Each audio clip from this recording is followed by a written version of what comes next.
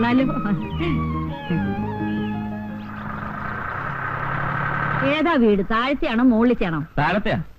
എങ്ങനെയുണ്ട് എന്റെ സെലക്ഷൻ? കൊള്ളാം. ആകോക്കെ ഒന്ന് കാണട്ടെ, എന്നിട്ട് ബാക്കി പറയാം.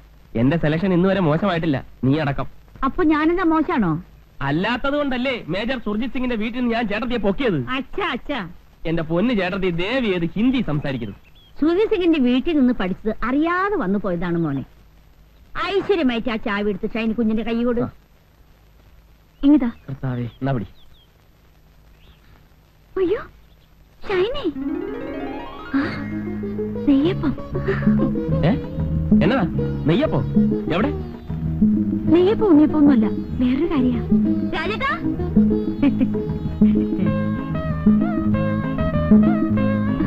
ശ്രീദേവി, നീ ഇവിടെയാണോ താമസിക്കുന്നത്? രാജേട്ടാ, ഇതാ ഞാൻ എപ്പോഴും പറയാറുള്ള ഷൈനി. റോയിച്ച, ഇത് ശ്രീദേവി, ഞങ്ങൾ ഒന്നിച്ച് കോളേജിൽ പഠിച്ചതാ. I M Roy Rajmohan. Hello. അല്ലേ, എല്ലാവരും പുറത്തന്നെ നിൽക്കണോ? മാതാവിനെ മനസ്സിൽ വിചാരിച്ചു വലതുകാലി വെച്ച് കയറിയട്ടെ. ചെന്നാട്ടെ.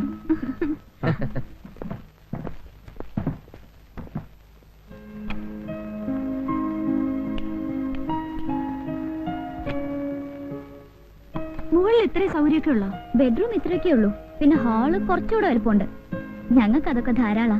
രാജേട്ടന് ഞാനും മോള് മാത്രമല്ലേ ഉള്ളൂ. ഒരു കുട്ടിയേ ഉള്ളോ? ആ, നിനക്കിപ്പോ ഒന്നും വേണ്ടേ? ഓ, എനിക്ക് വേണ്ടാഞ്ഞിട്ടൊന്നുമല്ല. റോയിച്ചൻ പറയുന്ന 2 കൊല്ലം കഴിഞ്ഞിട്ട് മതിയെന്നാ. ഈ മാരേജ് കഴിഞ്ഞ് ഉടനെ വയറും വീർപ്പിച്ച് നടക്കുന്ന പരിപാടി എനിക്ക് ഇഷ്ടമല്ല. ഒരു മിനിമം 2 കൊല്ലമെങ്കിലും സുഖിച്ച് നടന്നിട്ട് മതി കുട്ടികളെന്നാണ് എന്റെ അഭിപ്രായം. ഒരു കണക്കിന് മാരേജ് കഴിഞ്ഞ് ഉടനെ കുട്ടികൾ ഉണ്ടാകുന്നത് നല്ലത്. റിട്ടയർഡ് ലൈഫിന് മുമ്പ് കുട്ടികളൊരു പൊസിഷൻ എത്തുമല്ലോ. ഷൈനിക്ക് കൊച്ചുകുട്ടികൾ വെച്ച ജീവനാ. ഞങ്ങൾ ഹോസ്റ്റലിൽ താമസിക്കുമ്പോ അടുത്ത വീട്ടിലൊരു കുട്ടി ഉണ്ടായിരുന്നു. ഇവള് ദിവസം ആ കുട്ടി എടുത്തോണ്ട് വന്ന് കണ്ണെഴുതിക്കും പൊട്ടുപിടിക്കും ഒക്കെ ചെയ്യും. ഞങ്ങൾ ഇവളെ വാരുമായിരുന്നു. അപ്പൊ ഞാൻ ഇറങ്ങാം. ഇന്നത്തെ ലഞ്ച് നമുക്ക് വീട്ടിലാകാം. Okay okay. ഞാനിപ്പോ പറയാൻ വിചാരിച്ചതേ ഉള്ളൂ. ആ, അത് വെറുതെ തന്നെ എനിക്കറിയാവുന്നല്ലേ. അത് പിന്നെ പഠിക്കണ സമയത്ത് കുറച്ച് പിശിക്കാതിരിക്കാൻ പറ്റുമോ? പോക്കറ്റ് മണി കൊണ്ട് വേണ്ട എല്ലാ കാര്യങ്ങളും നടത്താൻ. ഇപ്പൊ എന്ത് നോക്കാനാ? ബാങ്ക് മാനേജറുടെ ഭാര്യയല്ലേ, ആവശ്യത്തിനുള്ള പണം ബാങ്കിൽ നിന്ന് എടുത്താ പോരെ? അല്ലേ രാജേട്ടാ? പിന്നെ എനിക്ക് സമയമായി. അപ്പൊ ലഞ്ചിന്റെ കാര്യം മറക്കണ്ട. Okay okay. വാ, നമുക്ക് മുകളിലേക്ക് പോവാം. വാ റോയിച്ച. നിങ്ങൾ പോയിക്കോ, ഞാൻ ആ സാധനങ്ങളൊക്കെ ഒന്ന് അറേഞ്ച് ചെയ്തിട്ടുണ്ട്. അല്ല ലോറിക്കാരന്മാരാകെ അലമ്പാക്കും. ചെന്നേ. മോളെ, മോളി ആന്റി അറിയോ?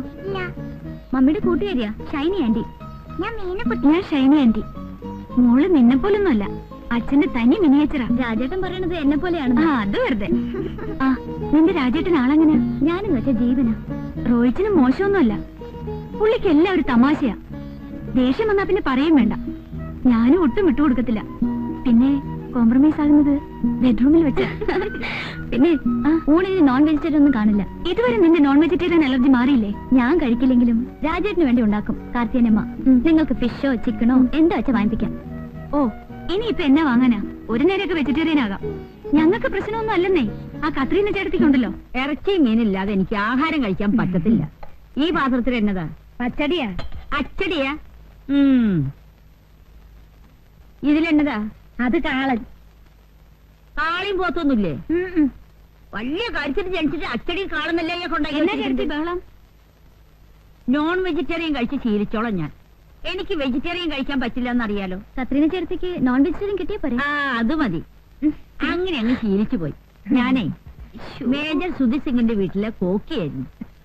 അന്ന് എന്തൊക്കെ ഐറ്റംസ് മേം സാബിന് ഉണ്ടാക്കി കൊടുക്കാന്നറിയാമോ? ചേട്ടത്തി, അതൊക്കെ ഇനിയും പറയാൻ സമയമുണ്ടല്ലോ.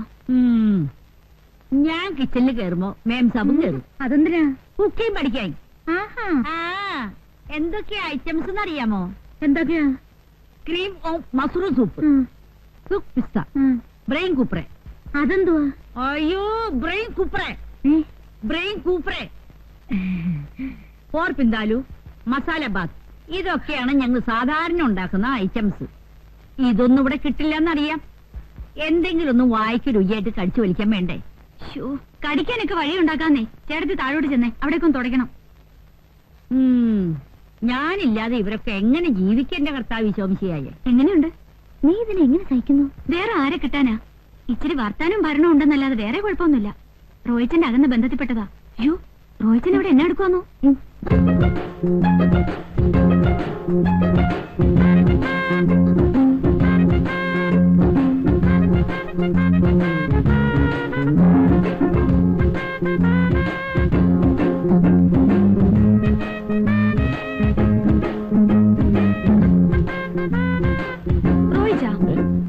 എന്നാ പണിയാ കാണിച്ചേ? ഞാൻ എന്നാ കാണിച്ചു? ഈ മിറർ എന്തിനാ കട്ടിലിന് നേരെ വെച്ച്? ആ, അതിനൊക്കെ ചില ഉദ്ദേശങ്ങളുണ്ടെന്ന് വെച്ചോ. അപ്പുറത്ത് കട്ടിലും ചെറുതുണ്ട്. അവരൊന്നും ഇപ്പൊ ഇങ്ങോട്ട് വരത്തില്ലെന്നേ. ശ്രീദേവി എങ്ങനെ വരുന്നേ? അതിനെന്താ, വരട്ടെ, കാണട്ടെ. ഓ, ശ്രീദേവിക്കൊന്നും അറിഞ്ഞുകൂടാത്ത പോലെ. ഒരു കാര്യം പറയാൻ മറന്നുപോയി. പറഞ്ഞ പോലെ നിന്റെ കൂട്ടുകാരി ശ്രീദേവി ഒരു ഉഗ്രം ബ്യൂട്ടിയാണല്ലോ. അവളുടെ കണ്ണേ. വേണ്ട റോയിച്ച, അവളോട് മാത്രം വേണ്ട. അയ്യേ, ഞാൻ വെറും ബ്രദർ സിസ്റ്റർ എന്നുള്ള നിലയ്ക്കാണ് ഇടപെട്ടത്. കോളേജ് വെച്ചേ ആ കണ്ണു മാത്രം മതിയെന്ന് പറഞ്ഞ് എത്ര ആമ്പിള്ളേർ അവളുടെ പുറകെ നടന്നെന്നറിയോ? എന്താ കണ്ണു മാത്രം കിട്ടിയിട്ട് എന്നാ പ്രയോജനമാ? കണ്ണു മാത്രം കിട്ടിയിട്ട് എന്താ പോളെ? അയ്യോ എന്റെ കർത്താവേ.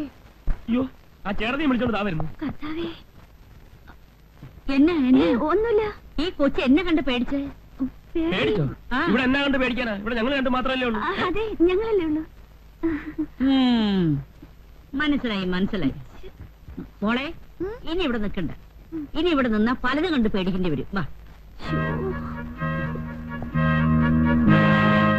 മനസ്സിലായെന്നാ തോന്നുന്നു. ഇതുകൊണ്ട് ഒരു പാവയ്ക്ക, വെണ്ടയ്ക്ക, വഴുതനങ്ങ, പച്ചക്കറി, പച്ചക്കറി, പച്ചക്കറിയേ, പച്ചക്കറിയേ,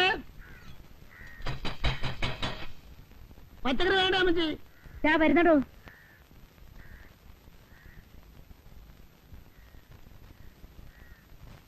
കുമ്പളങ്ങ, പടവലങ്ങ, പാവയ്ക്ക, വെള്ളരിക്ക, ഇഞ്ചി, കരിയാപ്പില, പച്ചമുളക്, ബീറ്റ്റൂട്ട്, ക്യാരറ്റ്.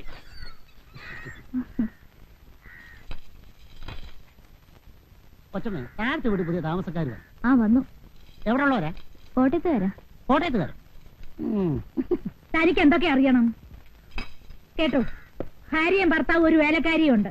കല്യാണം കഴിഞ്ഞിട്ട് 6 മാസമായി. ഇനി വല്ലതും അറിയണോ? അപ്പൊ അണിമുടി ദമ്പതികളാ. ജാതി എന്തുവാ? തനിക്ക് കച്ചവടം കിട്ടുന്ന ജാതിയല്ല, നസ്രാണികളാ. നാരായണന് ഈ കോളനി താമസിക്കുന്ന എല്ലാവരുടെയും ബയോഡേറ്റ അറിയണം അല്ലേ? അതൊക്കെ അറിഞ്ഞിരിക്കേണ്ട കൊച്ചമ്മ. ഓരോ വീട്ടിലും എത്ര മെമ്പേഴ്സ് ഉണ്ട്, അതിൽ വെജിറ്റേറിയൻ എത്ര, നോൺ വെജിറ്റേറിയൻ എത്ര എന്നൊക്കെ അറിഞ്ഞില്ലേ എന്റെ കച്ചവടം നടക്കത്തുള്ളൂ. അതെ അതെ, തനിക്ക് അവിടെ ഇവിടെയും പറഞ്ഞു കൊടുത്ത് കടിപിടി കൂട്ടിക്കുന്ന സ്വഭാവമുണ്ട്. അതിനല്ലേ കിഴിഞ്ഞു കിഴിഞ്ഞ് ചോദിക്കുന്നേ? ആണം കേട്ടവൻ.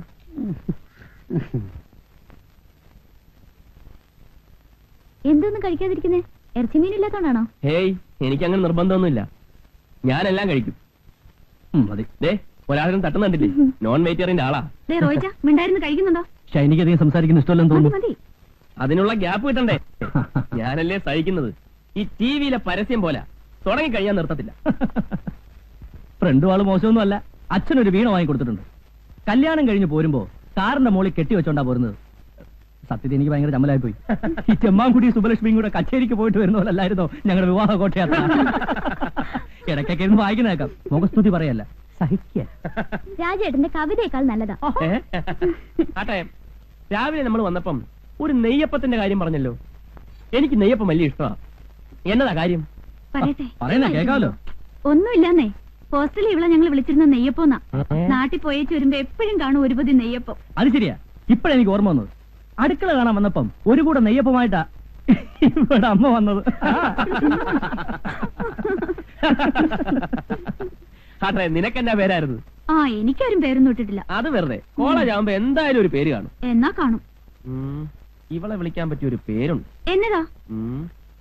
ഇനി വന്ന് വൈറ്റ് ലഗോൺ.